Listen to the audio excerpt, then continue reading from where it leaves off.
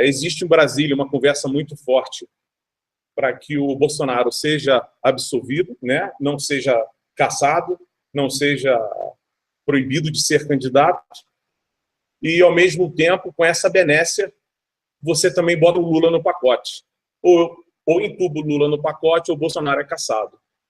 Estando cassado, o projeto do Mourão era ele se aposentar e vir a presidente, o Bolsonaro não iria perder os direitos políticos e iria vice. Só que nós, intervencionistas, não queremos eleição, não acreditamos em urnas, não acreditamos em nada. Só que os militares não têm essa cabeça, tanto que na última palestra do Mourão, essa de 2 dias atrás, ele deixou isso bem claro. Aquele capitão de mar e guerra, daquele oficial da aeronáutica, são perguntas sempre sobre eleições. E nós, que já estamos há muito tempo estudando o cenário do Brasil, já há anos a gente viu o que acontece com essas urnas.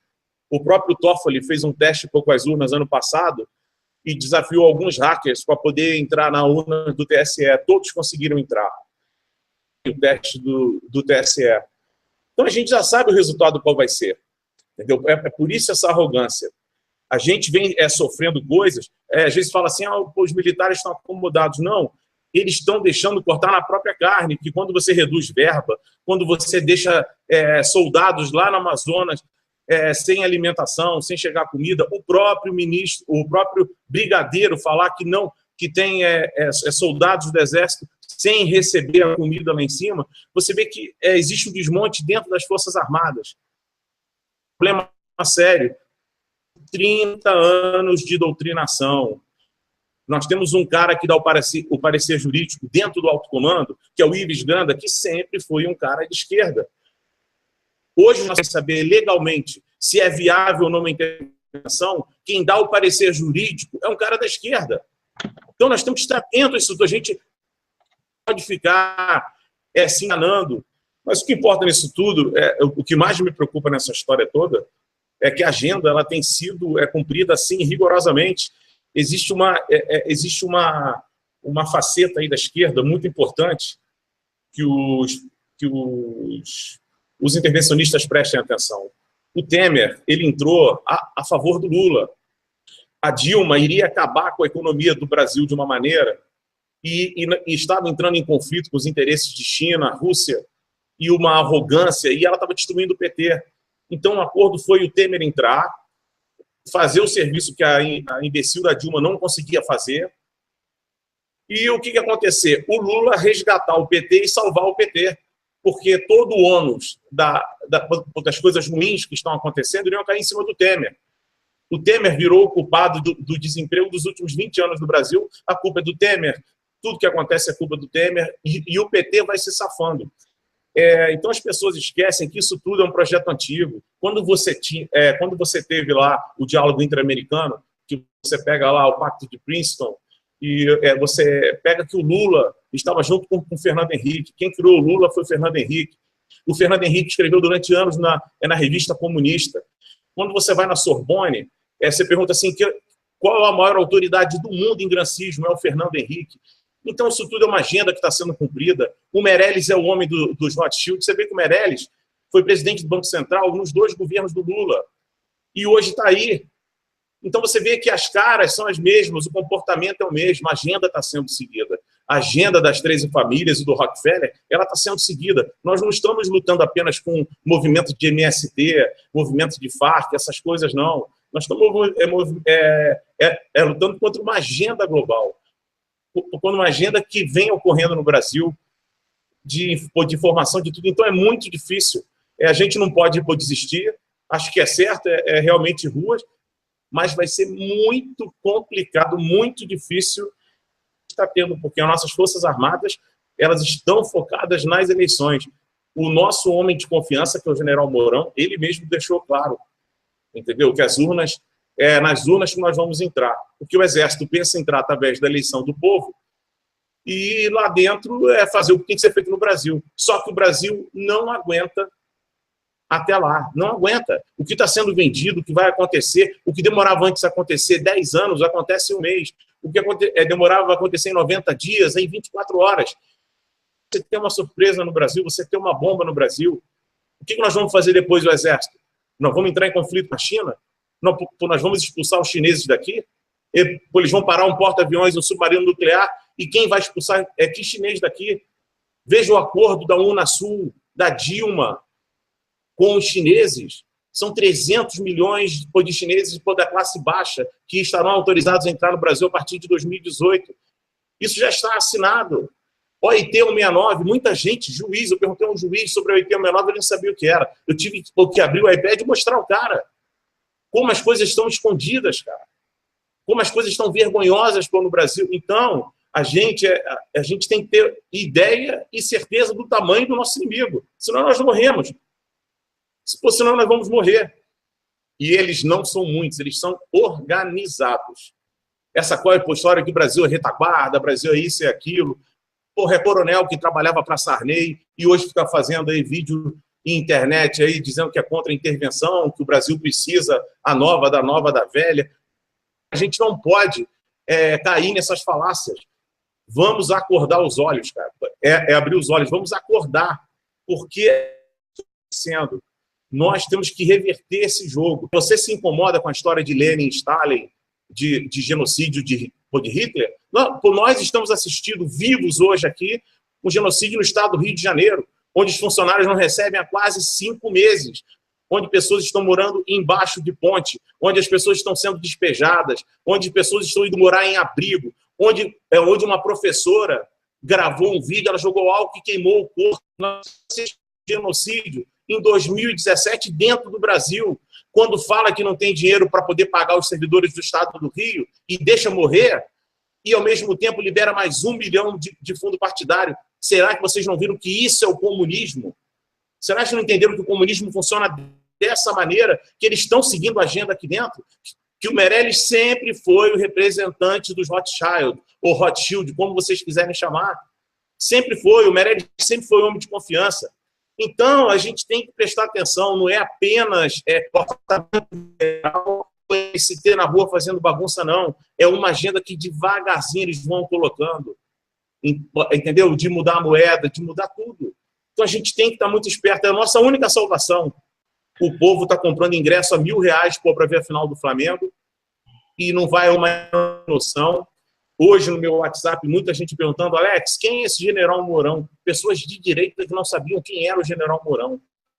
É triste, Luiz. É triste que nós fazemos o trabalho há anos.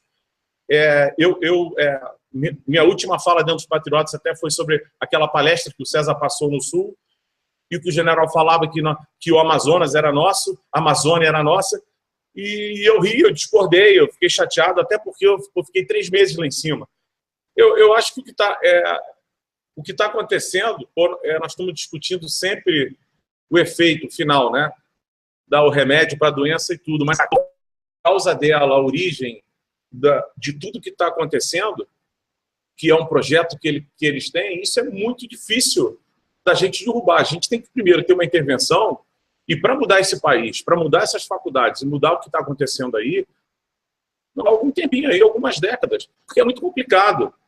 Quantas urnas não tem o próprio teste do TSE? Vocês podem procurar no Google e colocar teste do TSE, que o Toffoli chama os hackers para ver quem consegue entrar. Até cego entrou, todo mundo entrou. Aquilo é na zona.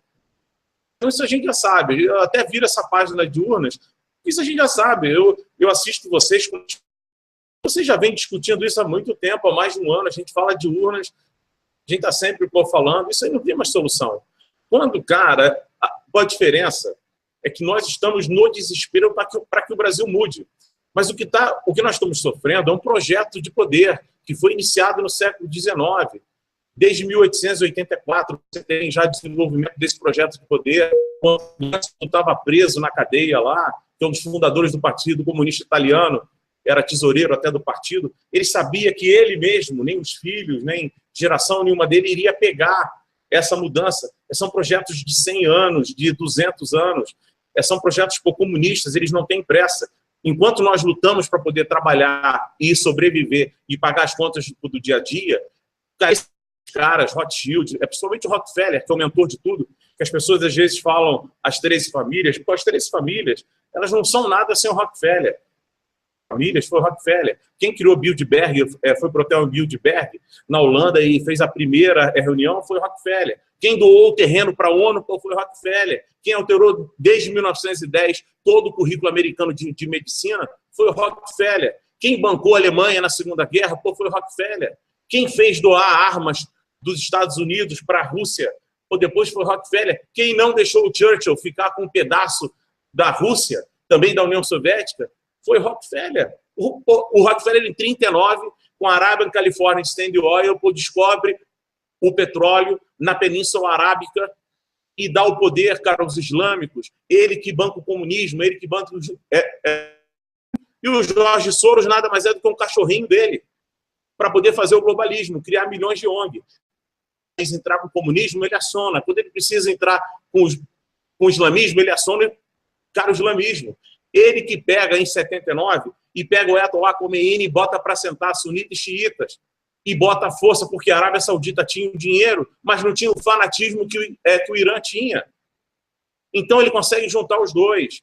Ele consegue chegar e falar para os islâmicos dizendo: Alá que mandou o petróleo para vocês, porque vocês são, cara, o povo escolhido. E se tornaram lá aquela região, cara, eu trabalhei, morei no Catar e andei aquela região ali.